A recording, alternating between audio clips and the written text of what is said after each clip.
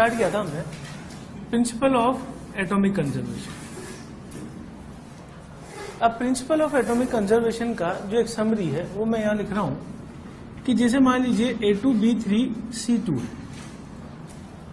और यहां से मैंने बना दिया A4B5C6 प्लस A3B5, मान लीजिए बना दिया मैंने प्रोडक्ट। अगर हमें ऐसा लग जाए कि रिएक्शन हम बैलेंस नहीं कर सकते, तब उस केस में हमें किसका यूज करना है? पीओसी। पीओसी किस पर लगाना है वो क्वेश्चन में बोलेगा। मान लीजिए उसने बोला है कि पीओसी फॉर ए लगाना है, इसको कैसे लिखेगा कि ए इज कंजर्व्ड। अगर उसने किसी एलिमेंट के लिए बोल दिया है कि दिस इज कंजर्व्ड, इसका मतलब मुझे उसी पर पीओसी लगाना है। अब मैं इसको पीओसी कैसे लगाऊंगा कि मोल इसके A2B3C2 इसको पूरा तोड़ दूं, तो मुझे किस एलिमेंट को देखना है? ए को देखना है। तो इससे मुझे ए कितना मिल जाएगा? Na। ये मिल जाएगा ट्वाइस ऑफ Na2B3C2। सही है।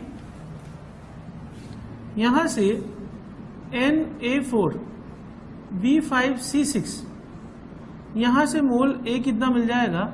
4 इंटू मोल A4B5C6। सही है। और इधर से ये अपन ने कैसे लिखा? ये 4 है तो यहां किसे मल्टीप्लाई कर दिया?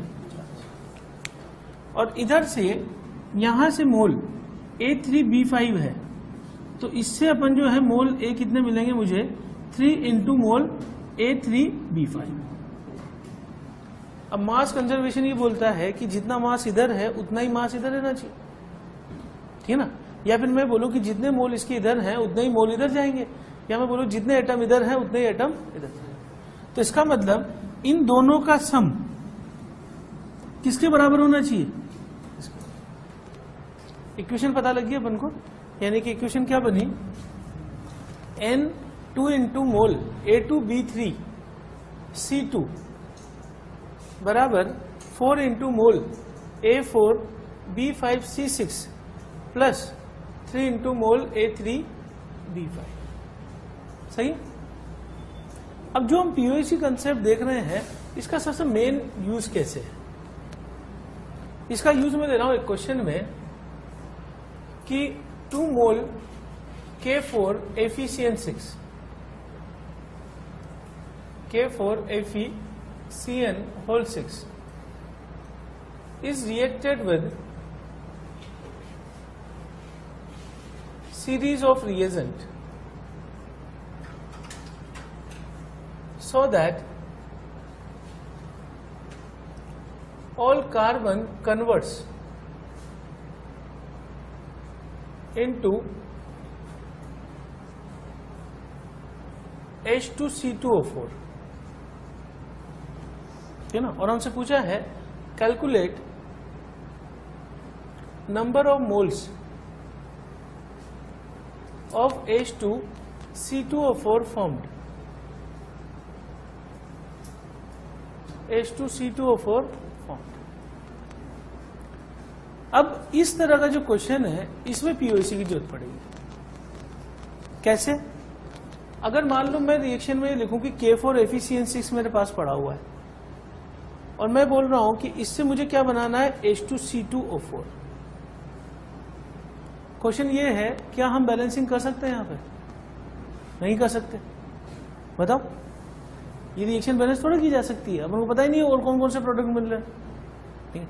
अब मुझे जो है पीओसी का यूज करना है जब मैं बैलेंस नहीं कर पा रहा हूं, लेकिन मुझे पीओसी किसी एक पे लगाना है। मैंने पीओसी किस पे लगाना है? POC for carbon. क्यों? क्योंकि क्वेश्चन बोल रहा है all carbon converts into H2C2। तो अब यहां से इसके मोल N1 मान लिए, तो इसमें मोल कार्बन कितना मिलेगा बताओ? 6 इंटू N1। बोलो। उसका क्या कारण है कि इसमें कार्बन कितना है? 6। सारा कार्बन किसमें चला गया? इसके अंदर चला गया। इसके मोल N2 मान लो, तो इसमें से मोल कार्बन कितना आ गया? 2 इंटू मोल N2। ये दोनों बराबर होंगे। अच्छा, मुझे क्वेश्चन में क्या दिया है, इसका मतलब मुझे N1 कितना दे दिया, 2, और ये पूछा है आंसर कितना है, 6। बात समझ गया। पीओसी किस पे लगाना है, कार्बन पे। अब ये क्वेश्चन अगर बच्चा पीओसी नहीं भी जाना होता तो भी कर सकता था। सेकेंड मेथड हम क्या कर रहे हैं, K4 FeCN6, इससे क्या बना रहे हैं, ऑक्जेलिक एसिड H2C2O4। अब हमें क्वेश्चन में किसके बारे में बोला है, कार्बन के बारे में। सारा कार्बन इसमें चला गया, तो मैं क्या करूं, सिर्फ कार्बन को बैलेंस कर दूं। इधर क्या कर दूं मैं, बोलो, दोनों साइड कौन सा एलिमेंट बैलेंस हो गया, कार्बन। बस ये बैलेंसिंग करने के बाद इसके मोल N1 अपॉन स्टोइकोमेट्रिक कोएफिशिएंट 1 बराबर इसके मोल N2 अपॉन स्टोइकोमेट्रिक कोएफिशिएंट 3। मुझे कितना दिया हुआ है, क्या निकालना है, वही आंसर आ गया। यानी अगर अपन पीओसी नहीं भी जानते होते तब भी क्वेश्चन सॉल्व कर सकते। ठीक, तो क्वेश्चन में वो खुद बोलेगा कि कौन सी चीज पे पीओसी हमें लगाना है। नोट करो फटाफट। इसमें पीओसी का एडवांटेज होगा हमें, ठीक है ना, वो मैं कैसे ले रहा हूं, 2 mole of P4,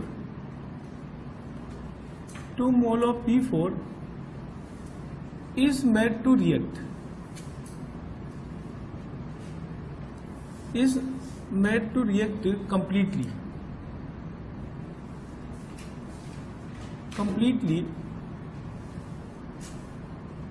with, is made to react completely with 8 mole oxygen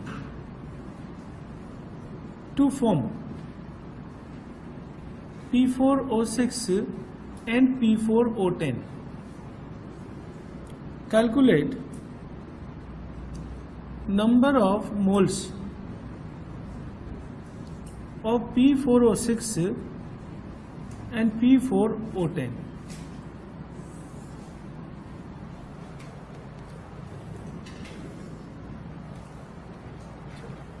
अब देखो, इस क्वेश्चन में अगर बच्चा रिएक्शन लिखे तो हम रिएक्शन कौन सी लिखेंगे कि P4 और O2 मिलकर। क्वेश्चन को आप ध्यान से पढ़ोगे तो आपको रिएक्शन पता लग जाएगी। क्वेश्चन खुद ही बोल रहा है कि रिएक्शन में ये दोनों बनाना। ठीक, अगर बच्चा सोचे कि मैं यहीं से बैलेंसिंग करूं तो गलत आंसर आने के चांसेस है। कैसे, वो मैं समझा देता हूं। जैसे मान लो एग्जांपल, बच्चे ने इसको बैलेंस किया P4O2, इधर से बैलेंसिंग कर रहा हूं मैं, P4O6 प्लस 2 P4O10, यहां हो गया 3 लगा दूं, 6 और ये 20, कितना हो गए, 6 और 20 26, 13O2। स्टोइकोमेट्री क्या है, 3:13। अगर कोई बच्चा बैलेंस इस तरीके से कर दे कि P4O6 प्लस 3 P4O10, तो यहां आ जाएगा 4, 6 प्लस 30, 36, यहाँ 18। स्टोइकोमेट्री 4:18। क्या ऐसा पॉसिबल है कि एक ही रिएक्शन की 2 स्टोइकोमेट्री हो रही हो? नहीं, क्योंकि प्रैक्टिकली इसके जितने मोल इससे रिएक्ट करते हैं वो बिल्कुल फिक्स होता है। वो चीज अपने लिखने के हिसाब से चेंज नहीं होती है कि मैं बोलूं कि यार एक बार तो मैंने बैलेंसिंग करके देखा 3 मॉलिक्यूल इसके 13 से रिएक्ट कर रहे हैं और एक बार मैंने देखा 4 मॉलिक्यूल 18 से रिएक्ट कर रहे हैं। ये बात सही नहीं है, क्योंकि एक ही रिएक्शन 2 तरीके से नहीं हो सकती, या तो इसको फॉलो कर रही होगी या इसको फॉलो कर रही होगी। तो इसका मतलब अगर बच्चा यही बैलेंसिंग कर रहा है तो उसके गलती करने के चांसेस हो जाएंगे। यानी मैं क्या चीज समझा रहा हूं कि बैलेंसिंग यहां पे नहीं करनी है एक स्टेप में। तो फिर हम क्वेश्चन को कैसे सोल्व करेंगे ये देखना चाह रहे हैं। तो क्वेश्चन सोल्व करने के लिए 2 मेथड में यूज कर रहा हूं। पहला मेथड पीओएसी यूज करना है।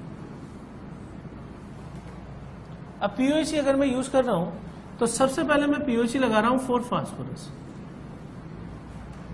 फास्फोरस पे अगर मैं पीओएसी लगाऊं तो P4O2 से P4O6 प्लस P4O10। मुझे सिर्फ कौन सा एलिमेंट देखना है? फास्फोरस। तो इसका मतलब इसके मोल फास्फोरस के इंटू 4, ये बराबर क्या आ गया? मोल फास्फोरस बराबर इसके मोल P4O6 इंटू 4, क्योंकि इसमें फास्फोरस कितना है?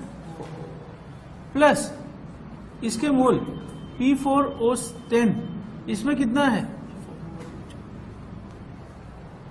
सही ना? तो इसका मतलब अगर मैं फास्फोरस रखूं, क्वेश्चन में कितना दिया हुआ है? क्वेश्चन में देखिए 2 मोल्स रिएक्ट्स विद 8 मोल, तो ये कितना हो गया? 2। इसको मैं इक्वेशन नंबर 1 नाम दे दूं, ये दोनों अननोन है मेरे पास, सही है। अब मैं किस पे लगा रहा हूं? POC। सेकंड केस है, मैं लगा रहा हूं POC फॉर ऑक्सीजन। अगर ऑक्सीजन पे लगाना है तो मैं फिर एलिमेंट कौन सा देखूंगा? सिर्फ ऑक्सीजन। अगर मैं सिर्फ ऑक्सीजन देख रहा हूं तो इधर से इसके मोल ऑक्सीजन के मल्टीप्लाई किससे करूं? बोलो, मैं किसके मोल निकाल रहा हूं? ऑक्सीजन के मोल बराबर दिस, बराबर क्या होगा? NP4O6 से into 6 plus NP4O10 into 10। Simple सी बात है, जो आपको यहां ऑक्सीजन दिखाई दे रहा है ना, उससे गुणा करते जाना है, 6 से 10। ऑक्सीजन के कितने मोल है क्वेश्चन के अकॉर्डिंग? 8 मोल है। ये इक्वेशन बन गई दूसरी। और अननोन कौन से हैं? आपको 2 इक्वेशन दिखाई दे रही है, 2 इक्वेशन, 2 अननोन। हमने पहले किसको पे POC लगाया? लेकिन मैं POC तभी लगा पाऊंगा जब ये लाइन लिखी होगी। कौन सी लाइन? कंप्लीटली। कंप्लीटली का मतलब है क्वेश्चन लिमिटिंग रीजन का नहीं है। अगर वो बोल रहा है कंप्लीटली दोनों खत्म हो गए, तो कोई भी ऐसी चीज नहीं है जो बच गई दोनों में से। अगर हमें ये श्योर हो जाए कि दोनों खत्म हो रही पूरी तरीके से, तभी मैं POC पे लगा सकता हूं। लिमिटिंग रीजन वाले क्वेश्चन में मैं POC नहीं लगा सकता, क्योंकि लिमिटिंग रीजन में एक्सिस रीजन के हिसाब से रिएक्शन नहीं हो रही है। ये बात समझ पा रहे हैं? बोलो, अगर मान लो मैं यहां बोल देता कि ऑक्सीजन जो है वो लिमिटिंग रीजन नहीं है, तो मैं ये थोड़ा यूज कर सकता था,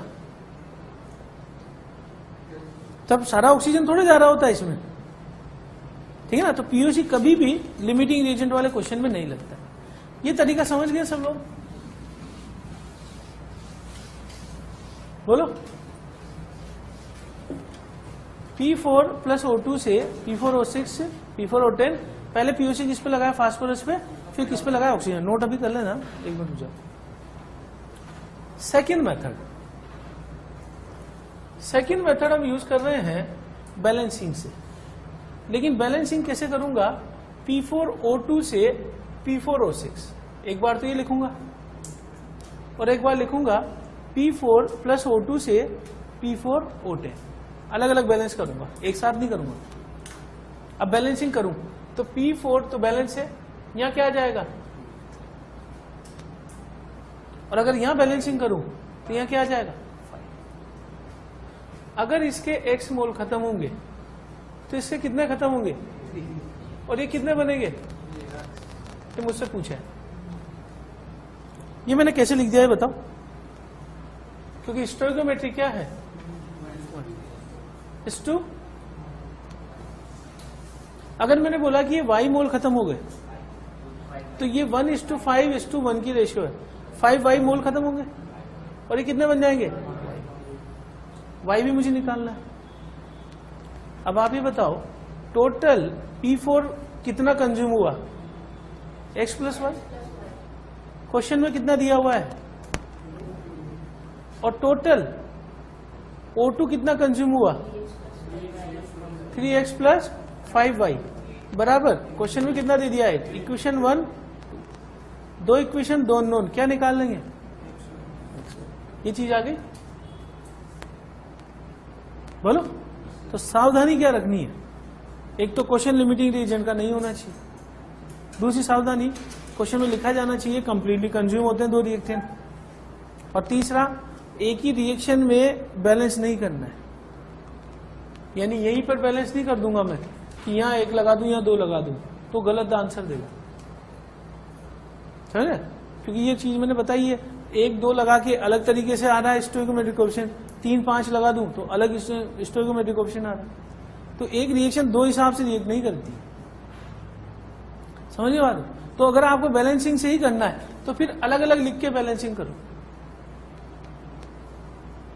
1 मोल से कितना खत्म होता है? 3, तो x से 3x, 1 के साथ 5, तो y के साथ 5, टोटल P4 तो हो गया x प्लस वाई और ऑक्सीजन हो गया 3x। दोनों P4 का सम 2 और ऑक्सीजन का सम 8, 2 इक्वेशन 2 नोन सॉल्व। समझिए बात?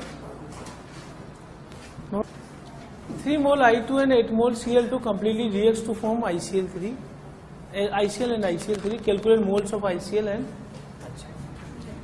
completely लिखा हुआ है, then we can use POAC.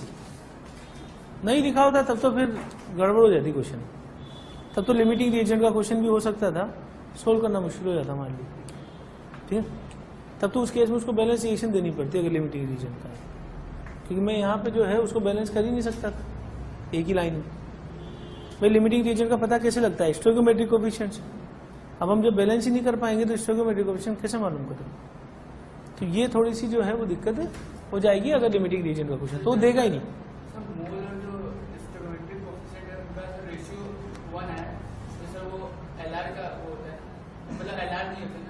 नहीं, रेशियो 1 आने से तो कोई कंक्लूजन निकलता ही नहीं, रेशियो कम आना चाहिए, जिसका कम आएगा वो लिमिटिंग रिएजेंट होगा, समझिए बात?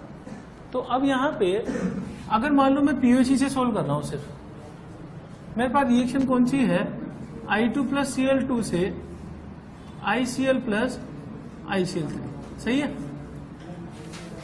पहले मैं POC किस पे लगा रहा हूँ? POC for iodine. अब सीधा लगा दे, बोलो NI2 में कितने मोल दिखाई दे रहे हैं? सारा आयोडीन किस में चला गया? NiCl कितना आयोडीन है? प्लस NiCl3 कितना आयोडीन है? ये मुझे कितना दिया है क्वेश्चन में? 3। इक्वेशन नंबर A, अननोन ये दोनों निकालना है, सही है? और दूसरा POAC फॉर क्लोरीन लगा दूं, तो क्लोरीन से सारा क्लोरीन किस में चला गया? ICl प्लस ICl3 में, ठीक है? तो क्लोरीन इंटू 2 बराबर ICl into 1 plus ICl3 into 3। कौन सी चीज बैलेंस की है? क्लोरीन, तो ये N लगा दिया ताकि ये मोल में कन्वर्ट हो जाए। इक्वेशन नंबर B, अननोन ये 2 हैं, क्लोरीन के मोल कितने दे दिए क्वेश्चन में? कर लेंगे सो, 2 इक्वेशन है, 2 अननोन है, इजीली सोल्व किया जा सकता है ICl और ICl3, ठीक? इसके बाद हम एक स्पेसिफिक टाइप पढ़ रहे हैं, परसेंटेज प्योरिटी। परसेंटेज प्योरिटी का मतलब क्या है कि जो कंपाउंड में ले रहा हूं सैंपल, जैसे मान लो फॉर द एग्जांपल मैंने 90% प्योर कैल्शियम कार्बोनेट लिया सैंपल, या फिर मैं इसको लैंग्वेज की फॉर्म में लिखूं, मैंने लिया 100 ग्राम calcium carbonate sample which is 90% pure. इसका क्या मतलब निकल के आएगा? कि इसमें 10% तो इम्प्योरिटी है, तो अगर मैं सैंपल लूंगा 100 ग्राम तो इसमें प्योर कैल्शियम कार्बोनेट कितना पड़ा होगा? 90%, यानी 90 ग्राम, और साथ में क्या पड़ी होगी? Impurity is equal to. अगर मैं ये लाइन नहीं लिखता तो आप कैल्शियम कार्बोनेट कितना मानते? जब क्वेश्चन में प्योरिटी नहीं लिखी हुई है इसका मतलब 100% प्योर है। समझ बात है? तो अगर मान लो मुझसे बोल रहा है कि सैंपल है इतना 100 ग्राम और प्योरिटी 90% है, तो 90% ही कैल्शियम कार्बोनेट पड़ा हुआ है, बाकी 10% इम्प्योरिटीज। तो परसेंट इम्प्योरिटी निकालने का formula is equal to mass of compound upon mass of sample into 100। अब उल्टा सोचे, सैंपल कितना है 100 ग्राम और 100 ग्राम सैंपल में कैल्शियम कार्बोनेट कितना पड़ा हुआ है 90 ग्राम, तो 90/100 इंटू 100 यानी कितनी परसेंट प्योरिटी हो गई? Percent purity of compound, impurity गलत दिया। तो किसी कंपाउंड की परसेंट प्योरिटी निकालनी है तो उस कंपाउंड का mass upon mass of sample जो टोटल लिया है मैंने इंटू 100, परसेंटेज निकालने के लिए इंटू 100। ठीक है, तो अब इस पे बेस क्वेश्चन कैसे होगा वो समझो। 200 gram silver coin is dissolved in concentrated nitric acid and then excess NaCl is added so that all silver converts into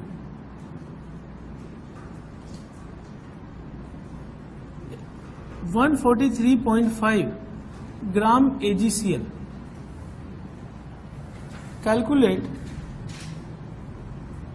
percentage purity of silver coin.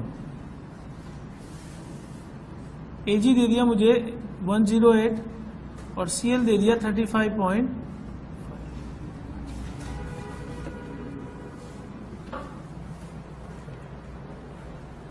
Question समझिए क्या बोल रहा है ये। 200 ग्राम सिल्वर कॉइन और उसी कॉइन की percentage purity पूछ रहा है, तो क्या 200 ग्राम एजी होगा इसमें? हो ही नहीं सकता। हो भी सकता है, मतलब कह नहीं सकते कि होगा या नहीं होगा। ये भी तो हो सकता है ना 100% प्योरिटी निकल के आ जाए यहाँ, ठीक है ना। तो लेकिन मैं ये नहीं कह सकता है कि 100% पड़ा हुआ है श्योरिटी के साथ। अगर ये नहीं होती ना लाइन तब तो मैं 200 ग्राम सिल्वर मानता है इसमें। ये क्या बोल रहा है, इस सारे सिल्वर को इनको डिसॉल्व कर दिया कॉन्सेंट्रेटेड नाइट्रिक एसिड, घोलने के बाद इसमें NaCl डाला so that old silver converts into AgCl। अब मुझे बाकी रिएक्शंस पे नहीं जाना है, मैं सीधा POC लगाऊं। POC बोल रहा है कि सारा सिल्वर किसमें चला गया, बाकी रिएक्शन बीच में सोचने की जरूरत ही नहीं है। सारा Ag किसमें चला गया, AgCl। तो मोल Ag इंटू 1 बराबर मोल AgCl इंटू 1। किस पे लगा रहा हूं POC? ये क्वेश्चन बोल रहा है खुद, ऑल सिल्वर कन्वर्ट्स। इसका मतलब AgCl के मोल कितने हैं बताओ? मोल मास कितना है 143.5 अपन मोलर मास इसका जोड़ोगे कितने मोल हो गए 1। तो Ag के मोल कितने पड़े हुए हैं 1। Weight upon molar mass, molar mass Ag का 108, तो वेट निकाल लेंगे Ag का कितना 108 ग्राम। तो Ag कितना पड़ा हुआ है सिल्वर कॉइन में 108 ग्राम। इसका मतलब परसेंट प्योरिटी ऑफ Ag कितना पड़ा हुआ है, mass of Ag upon mass of sample into क्या करना है, तो ये कितना हो गया 108, सैंपल का मास 200 ग्राम इंटू 100 कितना आ गया 54%। बात समझ आ गई? एक बार समझ लो, सिल्वर कॉइन 200 ग्राम सैंपल लिया है और इसमें सिल्वर की प्योरिटी पूछी है, तो परसेंट प्योरिटी क्या होगी, mass of silver upon mass of sample into 100। Sample कितना आएगा 200। अब मुझे ये बताना है कि सिल्वर कितना है इसके अंदर। सारा सिल्वर नाइट्रिक एसिड में घोलकर एक्सिस NaCl डालने पर ये बोल रहा है कि old silver converts into AgCl। तो AgCl के मोल कितने हो गए? 1 मोल हो गए। अगर 1 मोल ये बन रहा है तो 1 मोल ही होना चाहिए। तो Ag के मोल कितने आ गए? 1 मोल। तो वेट कितना आ जाएगा? 108। वेट 108 यहां रखा, प्योरिटी कितनी आ गई? समझ गए बात को? इस तरह के क्वेश्चन होंगे परसेंटेज प्योरिटी पर। Combustion of carbon. Combustion of carbon जो है, अब देखो कार्बन के कंबशन से 2 रिएक्शन अपने दिमाग में आती है। पहली रिएक्शन कार्बन प्लस ऑक्सीजन से कार्बन मोनोऑक्साइड और कार्बन प्लस ऑक्सीजन से कार्बन डाइऑक्साइड, ठीक ना। हमें नॉर्मली ये पता है कि जब कम अमाउंट में ऑक्सीजन होती है तो CO बनती है और ज्यादा में जो है वो CO2 बनती है। ये एक रफ आइडिया हमारे पास, ठीक ना। लेकिन एक ऐसा केस भी होता है जब कार्बन मोनोऑक्साइड और CO2 दोनों ही बनती है, ठीक है ना। तो हम उस केस को स्टडी कर रहे हैं कि वो कौन सा केस होगा, ठीक है। तो मैं सबसे पहली रिएक्शन जो कंसिडर कर रहा हूं वो कार्बन प्लस O2 से CO। अगर मान लो मैं ये रिएक्शन कंसिडर करूं कार्बन प्लस हाफ O2 से CO बैलेंस करके, अगर कार्बन 1 मोल हुआ तो ये ऑक्सीजन मिनिमम कितनी चाहिए? हाफ मोल रिक्वायर्ड चाहिए ऑक्सीजन का, मिनिमम रिक्वायर्ड। किस चीज को बनाने के लिए? CO को बनाने। यानी अगर मैं सारे कार्बन को CO में कन्वर्ट करना चाहूं तो कम से कम ऑक्सीजन कितनी चाहिए? Half mole. अगर मैं इसके 12 ग्राम ले रहा हूं तो आधा मोल ऑक्सीजन यानी कितना होता है? 16 ग्राम मिनिमम चाहिए। अगर मान लो एग्जैक्टली 1 मोल के लिए आधा मोल है, अगर एग्जैक्टली 1 मोल के लिए आधा मोल है तो ये दोनों पूरी तरीके से खत्म होकर किस में कन्वर्ट हो जाएंगे? CO। और CO कितना बन जाएगा? 1 मोल। अगर ऑक्सीजन आधे मोल से कम हुई तो क्या होगा? अगर ऑक्सीजन आधे मोल से कम हुई तो फिर ऑक्सीजन Lr बन जाएगा और कार्बन बच जाएगा। समझ गए बात? तो हम ये सारे केस कंसीडर करने वाले हैं डिटेल में, क्योंकि ये कंबशन ऑफ कार्बन काफी इंपॉर्टेंट टॉपिक है। ठीक है, केस कि mole of carbon is equal to 1 है और mole of oxygen is less than half mole है। अगर इसे कम ले लिया हमने, यानी मैं कह सकता हूं कि mole carbon upon mole oxygen या ऑक्सीजन अपॉन मोल कार्बन, ये रेशो लेस देन क्या है? 1/2/1। सही? यानी क्वेश्चन में अगर ऑक्सीजन और कार्बन के मोल का रेशो 1/2 से कम हो तो क्या होगा, ये स्टडी करना है। इस केस में जो रिएक्शन हो रही है कार्बन प्लस हाफ O2 से CO, हमने ये कितना लिया है? टेकन मोल, टेकन 1 मोल और ये लेस देन हाफ मोल। इसका मतलब ये क्या बन जाएगा? लिमिटिंग। यानी रिएक्शन के बाद में कार्बन विल बी रिमेनिंग, क्योंकि कार्बन क्या है? Axis reagent. यानी कि लास्ट में मिक्सचर में क्या क्या होगा? मिक्सचर में कार्बन रहेगा, ऑक्सीजन खत्म हो जाएगा और CO। बात समझिए? ये कब है? जब ये रेशो मैंने हाफ से कम लिया हुआ है, इट इज लेस देन 1/2। अब ये रेशो आप या तो याद कर लो या मैं बाद में एक शॉर्ट तरीका बताऊंगा आपको। चलिए दूसरा केस, केस सेकंड। अगर मोल कार्बन 1 ले लिया और मोल ऑक्सीजन 1/2 ले लिया एग्जैक्ट, तो मोल oxygen upon mole carbon exactly ratio कितना होगा? 1/2। इस केस में कार्बन प्लस O2 हाफ और यहां से CO, तो ये 1 मोल ले लिया और ये हाफ मोल ले लिया, तो ये दोनों क्या हो जाएंगे? 0। और लास्ट में जो मिक्सचर होगा उस मिक्सचर में कार्बन खत्म हो गया, ऑक्सीजन खत्म हो गया, सिर्फ क्या बचा हुआ है? CO। ये बात समझ आ गई। अगला केस, नेक्स्ट केस है कि केस थर्ड मैंने ले लिया कि मोल कार्बन 1 ले लिए, मोल ऑक्सीजन जो है 1 ले लिया। अब ऑक्सीजन कार्बन प्लस O2 से क्या बनाने लग जाएगा, CO2। इस रिएक्शन के लिए अगर ये 1 मोल ले लिया, ये 1 मोल ले लिया, तो दोनों खत्म होके क्या हो जाएंगे, यानी मिक्सचर में क्या बचेगा। अच्छा, मोल ऑक्सीजन अपॉन मोल कार्बन, इस केस में रेशो कितना है, 1। ये रेशो ध्यान रखोगे आप, ये रेशो यहाँ 1 है, यहाँ 1/2 है, यहाँ लेस देन 1/2। अब यहाँ देखना आप, मिक्सचर में लास्ट में क्या बचेगा, कार्बन खत्म हो जाएगा, O2 खत्म हो जाएगा, और सिर्फ क्या बचेगा, CO2। सही है। उसके बाद केस 4, मोल कार्बन 1 ले लिया, मोल ऑक्सीजन ग्रेटर देन 1 ले लिया। इसका मतलब कार्बन प्लस O2 में ये जो रेशियो है NO2 अपॉन NC, ये ग्रेटर देन क्या हो जाएगा, 1। और कार्बन प्लस O2 से बना रहे CO2, अगर ये 1 है और ये ग्रेटर देन 1 है तो ये LR बन जाएगा। यानी मिक्सचर में लास्ट में क्या बचेगा, ऑक्सीजन बचेगा और क्या बचेगा, CO2। अब जो केस में यहां लिख रहा हूं उसको समराइज कर रहा हूं।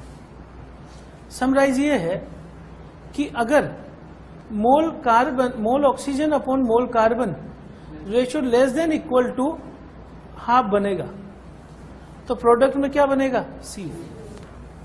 और mole oxygen upon mole carbon ये ratio greater than equal to 1 होगा, तो क्या बनेगा, CO। मैं एक बार और समझा देता हूं इस चीज को। अगर मैंने इस रिएक्शन में 1 मोल कार्बन ले लिया, ऑक्सीजन अगर मैं एग्जैक्टली आधा मोल लूं तो खत्म हो जाएंगे दोनों। लेकिन अगर मैं ऑक्सीजन लेस देन हाफ मोल ले रहा हूं तो ये लिमिटिंग रिएजेंट होगा, ये खत्म हो जाएगा, लेकिन ये तो बचा हुआ रहेगा ना। ये खत्म हो गया और किस में कन्वर्ट हो गया, इसका मतलब कार्बन 1 मोल और ऑक्सीजन लेस देन हाफ मोल, तो ये रेशियो लेस देन हाफ होगा। ठीक है। और अगर मैं एग्जैक्टली 1 और हाफ ले लूं तो ये दोनों खत्म हो जाएंगे और किस में कन्वर्ट हो जाएंगे।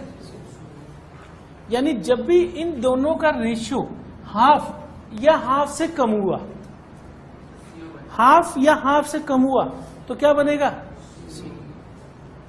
अब दूसरी रिएक्शन पे आ गए, C प्लस O2 से CO2। अगर दोनों के 1-1 मोल ले लिए तो दोनों खत्म हो जाएंगे और क्या बन जाएगा लास्ट में, इसका मतलब दोनों के मोल का रेशियो क्या होगा, 1। तो प्रोडक्ट कौन सा है, CO। अगर मैं ऑक्सीजन 1 से ज्यादा ले लूं तो ऑक्सीजन बन जाएगी एक्सिस रिएजेंट और कार्बन, तो बचा हुआ क्या रहेगा, ऑक्सीजन और साथ में, यानी कि इसका रेशियो ऑक्सीजन अपॉन कार्बन का रेशियो, मोल रेशियो 1 या 1 से बड़ा हुआ, 1 या 1 से बड़ा हुआ तो क्या चीज बनेगी, CO। और अगर सपोज करो कि मैं ऑक्सीजन अपॉन कार्बन का रेशियो ग्रेटर देन 1/2 और लेस देन 1 कर दूं, तो उस केस में आपको याद रखना है CO प्लस CO2। ये कंक्लूजन पे पहुंच रहा हूं मैं। कंक्लूजन क्या याद रखोगे कि अगर क्वेश्चन में दिए गए ऑक्सीजन और मोल कार्बन का रेशियो हाफ या हाफ से कम है तो सिर्फ कौन सी गैस बन रही है, CO। 1 या 1 से ज्यादा है, CO2। और इन दोनों के बीच में हुआ तो दोनों गैस बनेगी CO और CO2। या तो आप ये याद कर लो या फिर मैं एक तरीका बताऊंगा क्वेश्चन का, उससे सोल्व करेंगे। या तो आप ये चीज याद कर लो या फिर एक तरीका है जिससे अपन सारे क्वेश्चन सोल्व कर लेंगे, ये याद करने की जरूरत नहीं पड़ेगी, ठीक है ना। अब इस पर बेस क्वेश्चन करेंगे अपन। Note 36 gram carbon and 128 gram oxygen completely reacts during combustion, calculate moles of each gas form. अगर मैंने वर्ड यहाँ कंप्लीटली लिख दिया है, इसका मैं POC का यूज कर सकता हूँ, क्योंकि दोनों पूरी तरीके से खत्म हो जाएंगे। क्वेश्चन लिमिटिंग रिएजेंट का नहीं होगा, है ना। अब सबसे पहला काम तो ये कि मोल निकालना है। Mole carbon is equal to 36/12, 3 mole है, और मोल ऑक्सीजन 128/32 बराबर 4। अब मुझे ये नहीं पता है कि रिएक्शन में CO बनाएंगे कि CO2 बनाएंगे या CO प्लस CO2 बनाएंगे, तीनों ही हो सकते हैं। अगर बच्चे को याद है, ये भी अपन ने किया है, अगर ऑक्सीजन और कार्बन का रेशो मैं यहां से निकाल लूं, N oxygen upon N carbon कितना आ गया, इज इक्वल टू, इसको मैं जस्ट थोड़ा सा उल्टा हो गया ही है, ऑक्सीजन जो है वो 3 लेना था मुझे, डेटा चेंज करना है। चलो ये क्वेश्चन लेता हूँ 4, तो ये 4/3 आ गया, तो ये ग्रेटर देन 1 आ गया। इसका मतलब सिर्फ कौन सी गैस फॉर्म होगी, CO2। तो मैं रिएक्शन लिख दूं C प्लस O2 से CO2, T0 पर ये कितने मोल है, 3, ये 4, ये लिमिटिंग रीजन बन गया, क्योंकि स्टोइकोमेट्रिक कोएफिशिएंट क्या है, 1 1 है, लिमिटिंग रीजन है। तो फिर तो सीधा ही कर दोगे, N कार्बन अपॉन 1 बराबर N CO2 अपॉन 1। तो ये कितना रखना है, 3, तो ये आ गया CO2 कितना मोल आ गया, 3 मोल। ये आंसर हो गया, समझ गए बात है। तो इस केस में अगर याद है अपन को तो अपन सीधा कर सकते हैं। मैं एक ऐसा तरीका बताऊंगा कि आपको अगर ये याद नहीं है, ये वाली चीज जो मैं यहां लिख रहा हूं, अगर ये याद नहीं है तब भी अपन कैसे सोल्व करेंगे वो चीज देखना है। तो मैं इसी क्वेश्चन को थोड़ा सा चेंज कर रहा हूं। Example, 48 gram carbon and 96 gram oxygen completely reacts. अब यहां पे ये कंप्लीटली वर्ड हटा रहा हूं मैं, इस वाले केस में रिएक्ट्स ड्यूरिंग कंबशन, क्योंकि ये तो ऑक्सीजन बच गया। 96 gram oxygen completely reacts to form completely reacted during combustion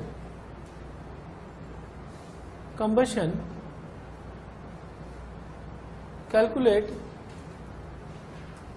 each mole of gas form, each moles of each gas। अब मुझे ये नहीं लिख रहा क्वेश्चन में कि गैस कौन सी बन रही, अब वो डिसाइड कैसे करेंगे वो देखते हैं पहले। मोल कार्बन बराबर 48/12 4, और मोल ऑक्सीजन कितना हो गया, 96/32 बराबर 3। तो मोल ऑक्सीजन अपॉन मोल कार्बन का रेशियो 3/4 आ गया। अब आप बताओ इस रेशियो को देख कर कि कौन सी गैस बनेगी, CO प्लस CO2। बोलो, याद है अगर तो अपन बोल सकते हैं।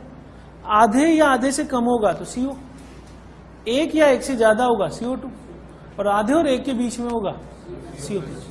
तो अगर मैं N carbon plus N oxygen से क्या बना रहा हूं, रिएक्शन लिख दूं, कार्बन प्लस ऑक्सीजन से क्या बनेगा, CO प्लस CO। अब मैं इसको किससे सोल्व करूं, POAC से। तो POAC कार्बन पे लगा दूं मैं फॉर कार्बन, तो कार्बन मोल कार्बन बराबर मोल CO प्लस मोल CO2। ठीक है, ये दोनों निकालना है मुझे। कार्बन के मोल कितने हैं, 4, इक्वेशन नंबर 1। फिर मैं POC किस पे लगा दूं, फॉर ऑक्सीजन, तो मोल ऑक्सीजन इंटू 2 बराबर मोल CO इंटू 1 प्लस मोल CO2 into equation number 2। O2 के मोल कितने मेरे पास, 2 इक्वेशन बन गई, सोल्व करके आप निकाल सकते हैं। ठीक है, मान लो मैं A और B मान लूं, इसको A मान लूं, इसको B मान लूं, तो A plus B is equal to 4 और A plus 2B is equal to 6। इसका मतलब B बराबर क्या आ गया, B बराबर आ गया 2 और A बराबर कितना आ गया 2।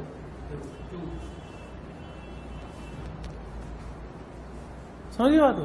तो आंसर अपने पास, दोनों के मोल आ गए, ये CO के मोल है और ये CO2, दोनों गैस बन रही है, निकाल लिया।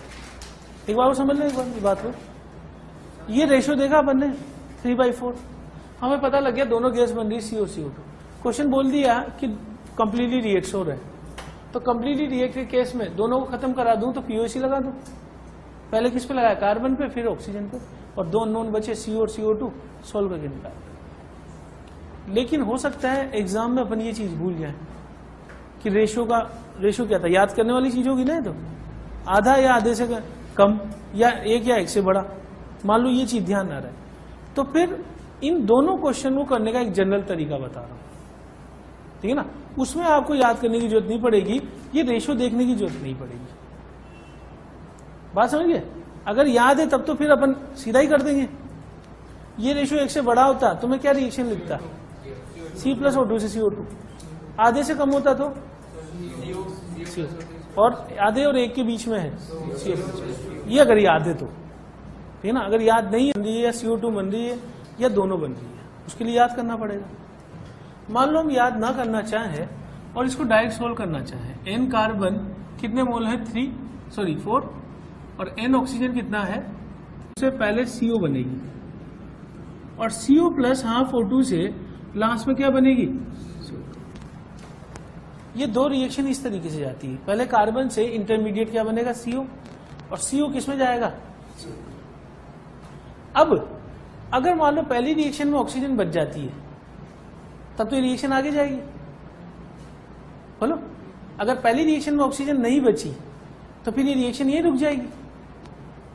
अगर पहली रिएक्शन में ऑक्सीजन नहीं बची तो एंड प्रोडक्ट क्या होगा, CO। अगर बच गई और एक्सिस में बच गई तो एंड प्रोडक्ट क्या होगा, और अगर ऑक्सीजन यहां बची और लिमिटिंग रिएजेंट बनी तो फिर दोनों ही गैस बनेगी, CO और CO2। मैं एग्जांपल समझाता हूं, पहले रिएक्शन ध्यान आ गई तुमको, कार्बन प्लस हाफ O2 से पहले CO बनानी है और CO से फिर क्या बनाना है, CO।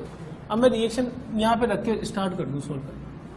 पहली reaction carbon plus half O2 से CO, कितने कितने मोल ले रहा हूं मैं, 4 मोल 3 मोल, और स्टोइकोमेट्रिक कोएफिशिएंट 1 और हाफ है।